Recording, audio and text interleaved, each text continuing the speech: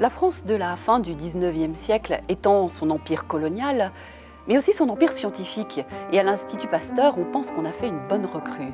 Un petit jeune homme de Morges en Suisse, un peu pet sec, austère, mais dont le grand Pasteur pense qu'il fera quelque chose. Sa seule erreur, c'est que c'est le jeune homme lui-même qui fera quelque chose de lui-même. Il s'appelle Alexandre Yersin, et entre la peste et le choléra, il a choisi. Il consigne dans un carnet ses conclusions. La peste est donc une maladie contagieuse et inoculable. Il est probable que les rats en constituent le principal véhicule, mais j'ai constaté également que les mouches prennent la maladie. En 2 mois, à Hong Kong, c'était plié, la grande histoire de la peste. Il a une autre idée. Il est toujours pressé, Yersin, comme s'il avait identifié le bacille pour faire plaisir à la petite bande de pasteuriens. Il partage sans retenue pour aller plus vite vers le vaccin et envoie un peu partout des échantillons de son bacille dans des fioles en verre scellé.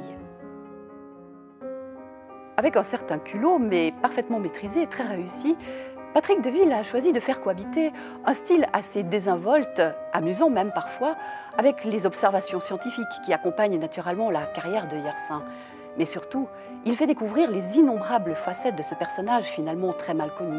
La plus grande partie de roman se passe en effet en Indochine, là où Yersin s'est institué non seulement médecin-chercheur, fabricant de sérums et de vaccins, mais aussi agriculteur, scientifique, cartographe-explorateur.